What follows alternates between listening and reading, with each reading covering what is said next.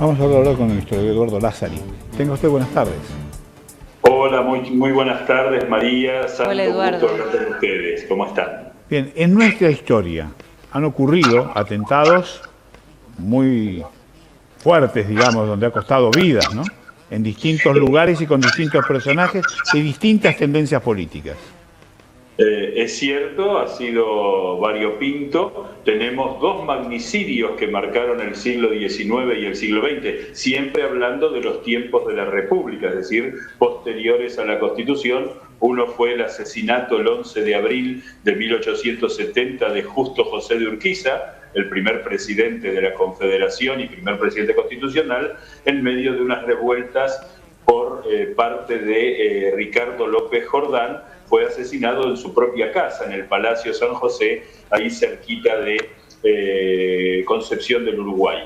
Y en el siglo XX tenemos el magnicidio de Pedro Eugenio Aramburu, presidente de facto, que fue secuestrado y asesinado a un siglo exacto de la muerte de Urquiza, entre mayo y junio de 1970. Pero después tuvimos varios atentados que fracasaron. Llama la atención ese dato simplemente como una curiosidad, y todos tienen algún tinte, podemos decir, entre anecdótico y gracioso. El primer atentado lo sufre Domingo Faustino Sarmiento siendo presidente, cuando un anarquista le dispara, le explota el trabuco en la mano, es decir, queda muy mal herido el atacante, y Sarmiento, que era sordo de toda sordera, nunca se enteró, salvo cuando le contaron.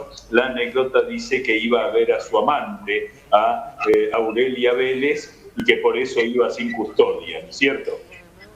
Bien, eso. Bueno, también hubo senadores, ¿no? Históricos, el caso de Bordaberry. El caso de Enzo Bordaberry fue el episodio más grave ocurrido en el Congreso Nacional, cuando en medio de la discusión por el negociado de las carnes hay una interpelación al ministro de Hacienda, que era Federico Pinedo, y tiene un entredicho con Lisandro de la Torre, que era el senador fiscal, digamos, el acusador, y hay un forcejeo de manos y aparecen dos personas que no deberían haber estado en el recinto: Enzo Bordaberry, senador electo por Santa Fe, pero que no tenía aprobado el diploma, y Ramón Valdés Cora, un excomisario que disparó para matarlo a Lisandro de la Torre, pero Bordaberry se atravesó y murió en el propio recinto. Fue llevado al hospital ya sin vida, ¿no? Estos fueron episodios muy dramáticos. Otro episodio que ocurrió en el viejo Congreso, el que estaba frente a la Casa de Gobierno, ahí en Balcarce y Victoria, hoy Balcarce y Hipólito Yrigoyen, fue cuando Roca, al abrir las sesiones del último año de gobierno, llega, y cuando está por entrar a la casa, le tiran un piedrazo, un adoquín, le pega un golpe muy duro, 7 centímetros, incluso Eduardo Wilde, que lo atiende, dice que se le alcanzaba a ver el hueso, y tuvo que dar medio, él mismo dijo: discúlpenme que me siente, pero estoy medio turulato. Fue capturado quien lo atacó, Ignacio Monjes, y curiosamente él dijo dos frases. Primero: me retiraré del gobierno sin odio ni rencores, e incluso perdono al asesino que me ha herido. Y luego, cuando era José Evaristo Uriburu presidente, pidió el indulto por él. Vos sabés, Eduardo, que en las últimas horas estábamos escuchando que esto era inédito, por lo menos en estos últimos años, en los 40 años de democracia. Sin embargo, hoy recordábamos lo que ocurrió con Alfonsín, que fue muy similar en características a lo que ocurrió con Cristina Fernández de Kirchner, a diferencia de su custodia, Daniel Tardivo, que se tiró sobre el presidente Alfonsín, y había también un personaje bastante desconocido. Ahora, también se decía que esto podía marcar un antes y un después, que era como un quiebre. En estas historias que vos estás relatando, más lo de Alfonsín y ahora lo de Cristina, ¿crees que puede haber un antes y un después y que algo podría cambiar? Ha sido evidente la ineptitud de la custodia presidencial, digamos, ineptitud porque no vieron lo que pasó, o ineptitud porque no reaccionaron como se debe reaccionar. Todos tenemos presente, los que tenemos cierta edad, el atentado al Papa Juan Pablo II en la Plaza San Pedro, el atentado a Reagan en la salida del hotel.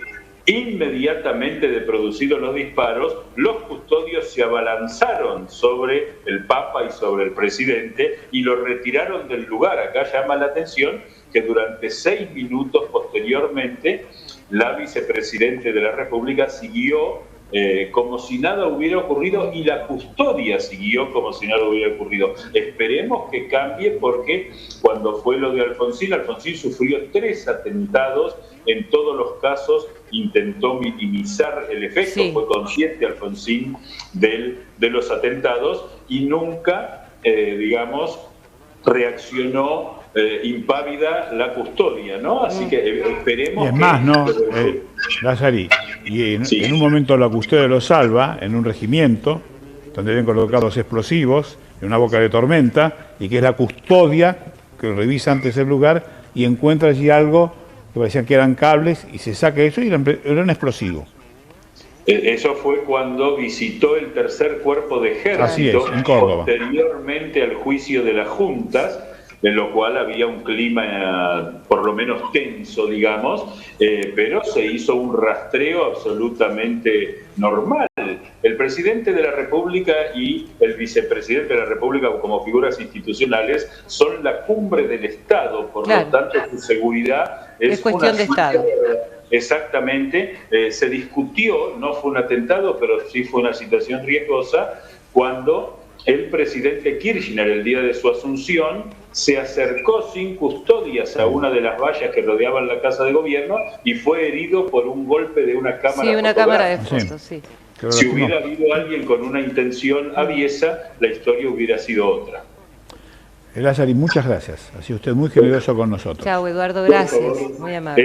Es un gusto, y que digamos, la concordia en la social y política en la Argentina se consolide, porque es imprescindible. Muchas gracias.